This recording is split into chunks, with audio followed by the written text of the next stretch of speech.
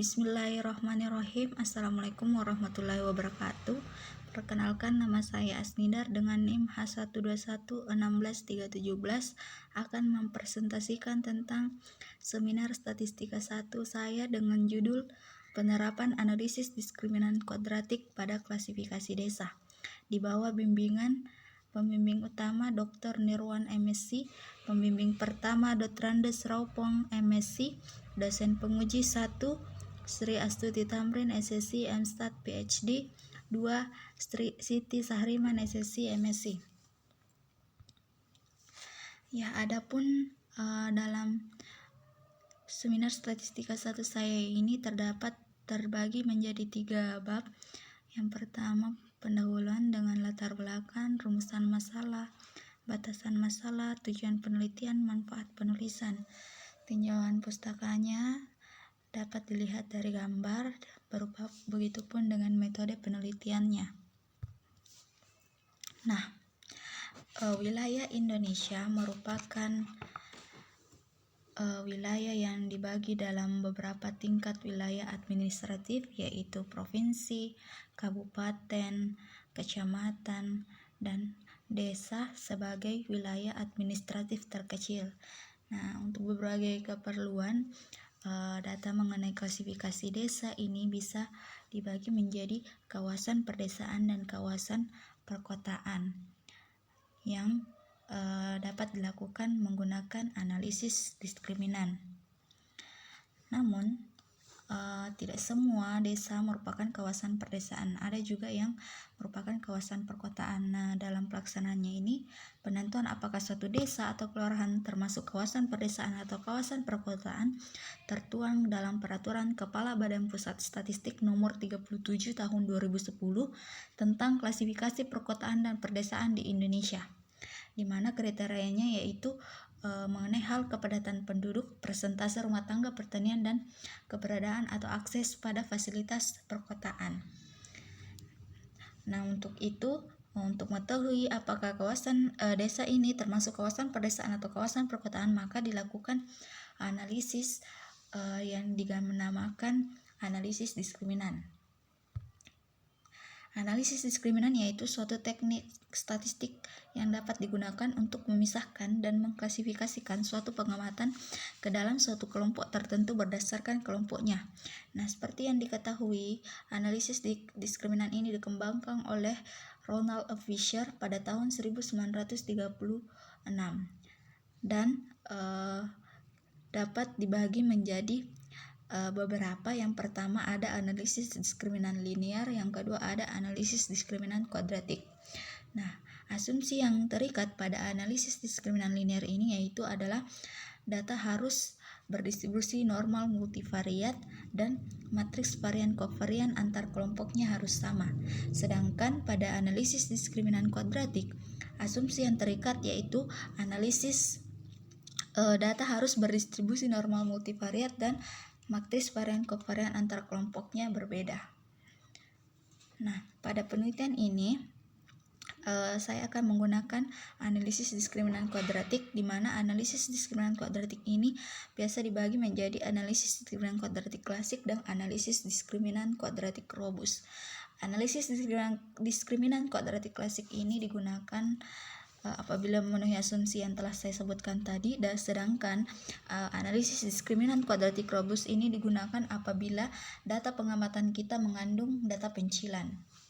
Nah, selanjutnya adapun penelitian sebelumnya, yang pertama ada dari Rati Febi Ramadhani pada tahun 2015.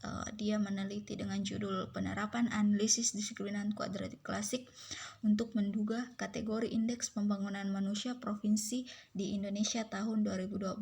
Nah, adapun hasil yang dia dapat adalah bahwa analisis diskriminan kuadratik klasik yang digunakan menghasilkan ketepatan klasifikasi yang cukup baik. Selanjutnya ada penelitian dari Maya Wulan Arini pada tahun 2011 dengan judul Analisis Diskriminan Kuadratik Kekar dengan studi kasus Divisi Regional Perum Bulog tahun 2009. di mana hasil yang didapatkan yaitu bahwa analisis diskriminan kuadratik robust merupakan metode yang tepat digunakan untuk data yang mengandung pencilan. Nah, berdasarkan uraian di atas, maka penulis bermaksud untuk melakukan pengklasifikasian desa di Kabupaten Wajo ke dalam kelompok kawasan perdesaan dan kawasan perkotaan dengan teknik analisis diskriminan kuadratik klasik dan analisis diskriminan kuadratik robust. Nah, selanjutnya adapun rumusan masalah yang saya angkat ada 4, yaitu yang pertama, bagaimana analisis diskriminan kuadratik klasik ini mengklasifikasi desa menjadi kawasan perkotaan atau kawasan perdesaan. Yang kedua, bagaimana analisis diskriminan kuadratik robust mengklasifikasi desa menjadi kawasan perkotaan atau kawasan perdesaan. Selanjutnya, bagaimana persentase masing-masing hasil klasifikasi dengan teknik analisis diskriminan kuadratik klasik maupun analisis diskriminan kuadratik robust. Selanjutnya, tujuan dari penelitian saya itu untuk mengklasifikasi desa ke dalam kelompok kawasan perkotaan atau kawasan perdesaan menggunakan analisis diskriminan kuadratik klasik dan analisis diskriminan kuadratik robust. Selanjutnya, untuk mengetahui persentase hasil klasifikasi desa dengan teknik analisis diskriminan kuadratik klasik maupun analisis diskriminan kuadratik robust. Selanjutnya, batasan masalah. Batasan masalah yang saya angkat di sini yaitu saya membatasi bahwa penelitian ini hanya dilakukan pada pengklasifikasian desa di Kabupaten Wajo, Provinsi Sulawesi Selatan tahun 2019 dengan menggunakan teknik analisis diskriminan kuadratik klasik dan analisis diskriminan kuadratik robust. Selanjutnya, manfaat penelitian yang dapat pada penelitian ini yaitu kita dapat menambah wawasan kita mengenai teknik analisis diskriminan kuadratik klasik dan analisis diskriminan kuadratik robust, serta dapat mengklasifikasi desa apakah termasuk dalam kawasan perdesaan atau kawasan perkotaan yang bisa menjadi informasi bagi pemerintah setempat dalam rangka pembangunan di wilayahnya. Baik, selanjutnya tinjauan pustaka.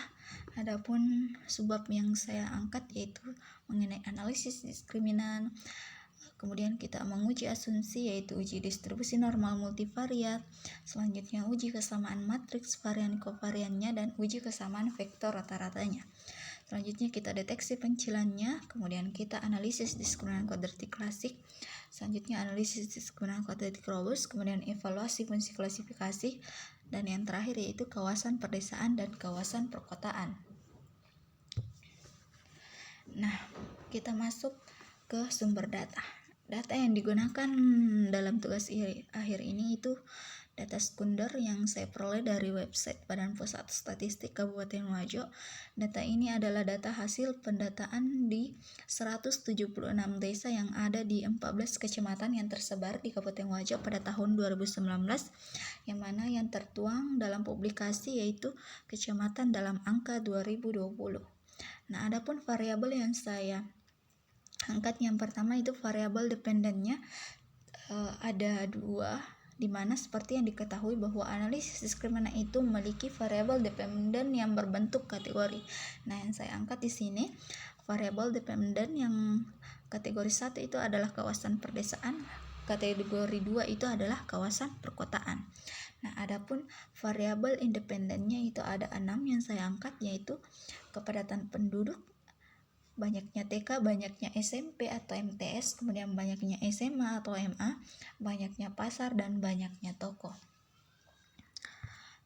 Selanjutnya, metode penelitian saya yang pertama saya kumpulkan data, yang kedua kita analisis deskriptif, yang ketiga kita uji asumsinya dengan uji distribusi normal multivariat, yang kedua uji kesamaan matriks varian kovarian dan vektor rata-rata.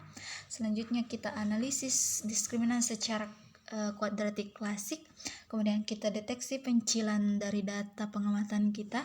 Kemudian kita menduga vektor rataan dan matriks varian kovarian dengan penduga MCD. Selanjutnya kita lakukan analisis diskriminan kuadratik robust.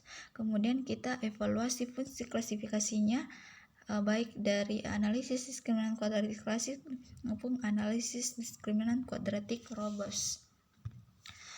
Nah, oke. Selanjutnya kita masuk di langkah-langkah penelitian kita. Yang pertama, pengujian asumsi. Nah, untuk uji distribusi normal multivariat, hal-hal yang dilakukan yang pertama yaitu kita hitung nilai DI-nya dengan perhitungan DI kuadrat sama dengan XI dikurang X ditranspos kali dengan S inverse kali XI dikurang X bar, di mana XI ini adalah pengamatan ke I dan S inverse ini adalah inverse matriks varian kovariannya.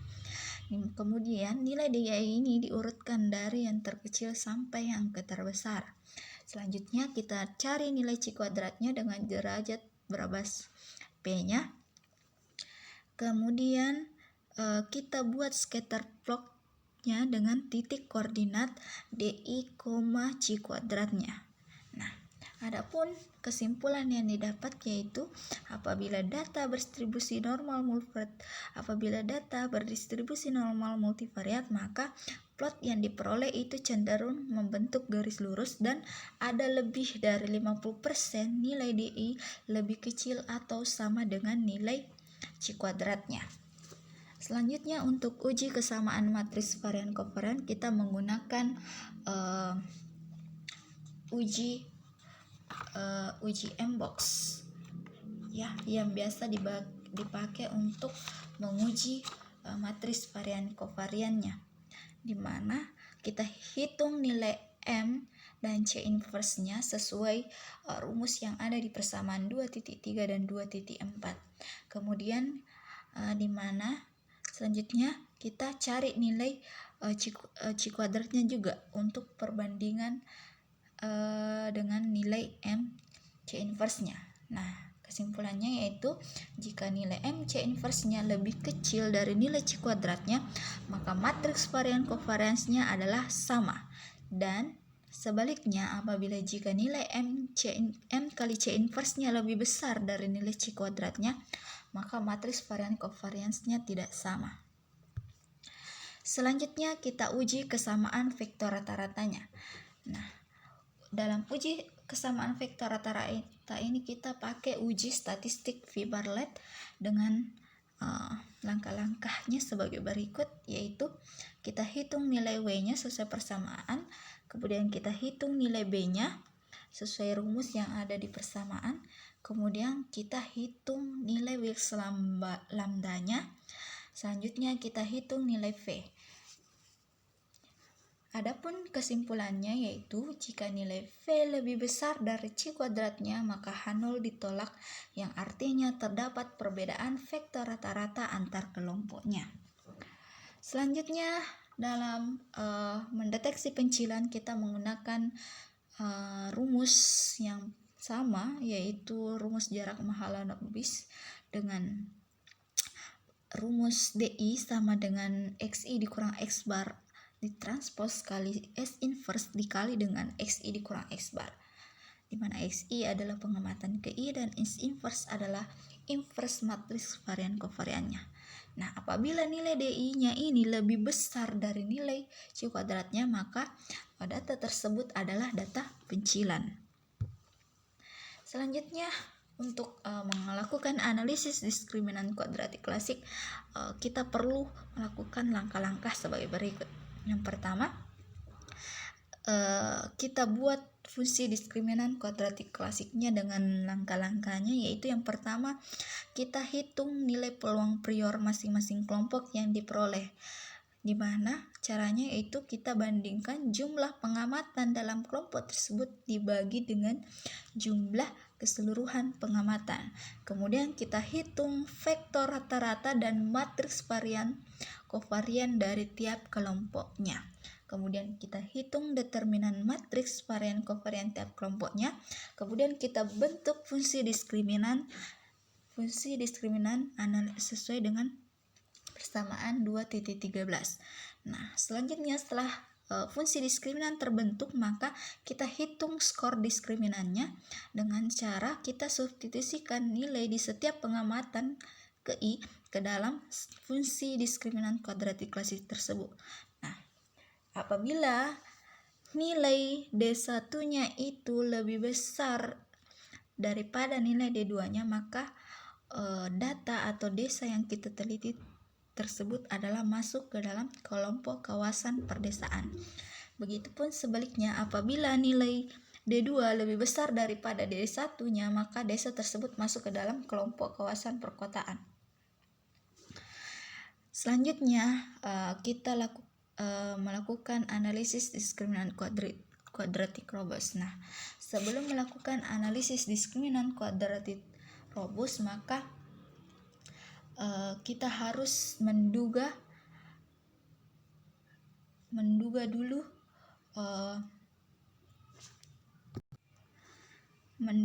data yang mengandung pencilan dengan di mana yang saya angkat di sini yaitu menggunakan penduga minimum covariance determinant atau MCD. Adapun langkah-langkahnya itu tentukan pengamatan yang diambil yaitu H sama dengan N tambah P tambah 1 dibagi 2 dengan syarat N tambah P tambah 1 per 2 lebih kecil berada di nilai H itu berada di antara nilai N tambah P tambah 1 bagi 2 dan N, di mana N ini adalah jumlah pengamatan dan P ini adalah jumlah variabel. Ini mana dengan demikian akan terbentuk himpunan pengamatan baru sebanyak kombinasi N dan H. Selanjutnya kita pilih secara acak himpunan pertama yang didefinisikan sebagai H1. Di mana selanjutnya hitung vektor rata-rata dan matriks varian kovarian dari H1, kemudian atau diberi label X1, S1. Selanjutnya kita hitung determinan S1-nya. Selanjutnya kita pilih secara acak himpunan kedua atau H2 berdasarkan himpunan H2, kemudian kita hitung rata-rata dan matriks varian kovariannya serta kita hitung determinan S2-nya. Nah, selanjutnya kita bandingkan. Apabila determinan S1 dan determinan S2 belum sama, maka kita mengulangi langkah pemilihan himpunan. Dan apabila sampai didapat kondisi determinan SM tambah 1 sama dengan determinan SN. Kemudian apabila sudah didapat definisi tersebut, maka kita tetapkan anggota himpunan tersebut adalah himpunan dengan determinan matriks varian kovarian yang terkecil. Nah, apabila himpunan tersebut sudah didapat, maka kita beri bobot sesuai dengan persamaan 2.81 di mana bernilai 1 jika nilai jarak Mahalanobis dari himpunan tersebut lebih kecil dari C kuadratnya dan bernilai 0 jika lainnya. Nah, berdasarkan pembobot tersebut, maka nilai matriks varian, kovarian, dan vektor rataan dari penduga MCD ini dapat dihitung dengan persamaan 2.19 dan 2.20. Nah, untuk itu selanjutnya bisa dilakukan analisis diskriminan quadratic robust. Langkah-langkahnya sama dengan analisis diskriminan quadratic klasik, cuma yang membedakannya adalah dalam analisis diskriminan quadratic klasik kita memakai data sebelum dilakukan penaksiran. Selanjutnya evaluasi hasil klasifikasi. Nah, untuk mengevaluasi hasil klasifikasi kita seberapa efisien hasil klasifikasi kita, maka dilakukan evaluasi yang dengan cara yaitu dengan metode upper atau apparent error rate. Langkah-langkahnya itu kita menghitung jumlah pengamatan dari kelompok asli yang tepat diklasifikasikan sebagai kelompok hasil klasifikasi. Selanjutnya kita hitung jumlah pengamatan dari kelompok asli yang salah diklasifikasikan sebagai kelompok hasil klasifikasi. Nah, kemudian kita hitung nilai uppernya dengan jumlahkan pengamatan yang salah dibagi dengan jumlah keseluruhan pengamatan dikali dengan 100%. Nah, di situ kita dapat melihat berapa persen efektif atau efisiennya ini hasil klasifikasi kita.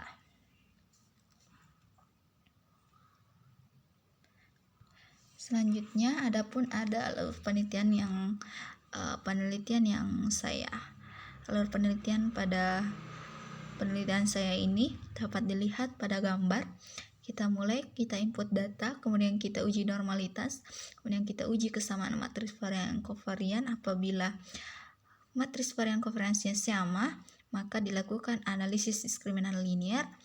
Apabila uji kesamaan matriks varian kovariannya tidak sama, maka dilakukan uji kesamaan vektor rata-rata. Kemudian kita deteksi pencilannya, kemudian kita tentukan vektor rata-rata dan matriks kovariannya untuk selanjutnya digunakan membentuk fungsi diskriminan dan dilakukan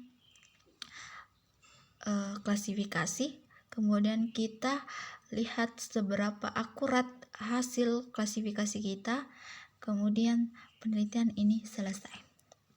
Terima kasih. Baik, itu saja dari saya. Sekian. Assalamualaikum warahmatullahi wabarakatuh.